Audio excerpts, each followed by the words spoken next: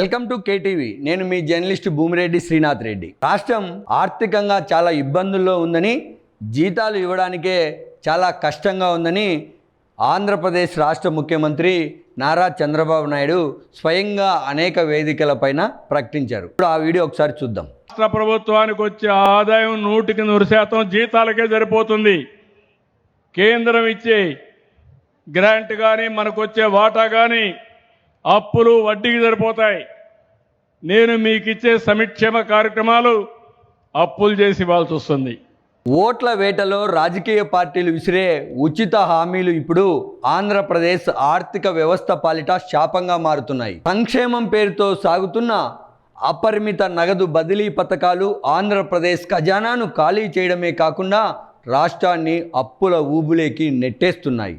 దేశంలోనే ఉచితాల అమలులో ఏపీ అగ్రస్థానంలో ఉండడం గర్వకారణం కాదని, అది రాబోయే ఆర్థిక వినాశనానికి సంకేతమని ఆర్థిక నిపుణులు హెచ్చరిస్తున్నారు. ఖజానాలో చిల్లి గవ్వలేదు, అప్పులే ఆధారం. ప్రస్తుత పరిస్థితుల్లో రాష్ట్రం సొంత ఆదాయం, జీతాలు, పెన్షన్లకు కూడా సరిపోలేని పరిస్థితి. దీంతో ప్రతి నెల కొత్త అప్పుల కోసం కేంద్రం వైపు లేదా బ్యాంకుల వైపు చూడాల్సినటువంటి దుస్థితి ఏపీకి ఏర్పడింది. అప్పులు తెచ్చి పప్పుకూడు వడ్డించిన చందంగా అప్పులు తెచ్చి మరీ పథకాలు అమలు చేయడం వల్ల రాష్ట్రంపై వడ్డీల భారం మరింత పెరిగిపోతోంది.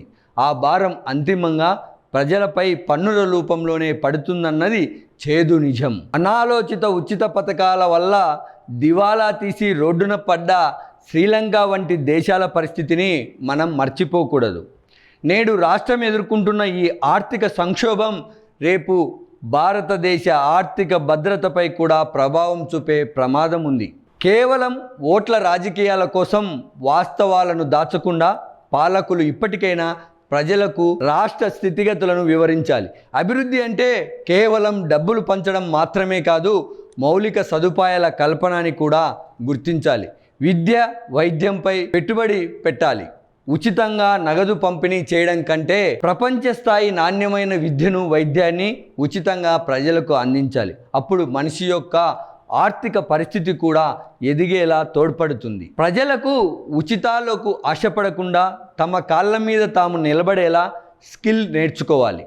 ఉపాధి అవకాశాల కల్పనే నిజమైన సంక్షేమం అని ప్రభుత్వం ప్రజలను ఒప్పించాలి. తక్షణ రాజకీయ లాభాల కంటే రాష్ట్ర భవిష్యత్తును, మౌలిక సదుపాయాలు అంటే రోడ్లు, ప్రాజెక్టులను దృష్టిలో ఉంచుకొని ప్రభుత్వాలు అడుగులు వేయాలి. ఇప్పటికైనా మేల్కొకపోతే ఆంధ్రప్రదేశ్ రాష్ట్రం అంధకారం అవ్వడం ఖాయమని ఆర్థిక నిపుణులు హెచ్చరిస్తున్నారు. రాష్ట్రం పూర్తి స్థాయిలో దివాలా తీయకముందే పాలకులు, ప్రజలు మేల్కోవాలి. ఉచితాల మత్తులో ఊగితే రేపటి తరం భవిష్యత్తు అంధకారంలో పడిపోవడం ఖాయమన్న వాస్తవాన్ని గుర్తించాలి.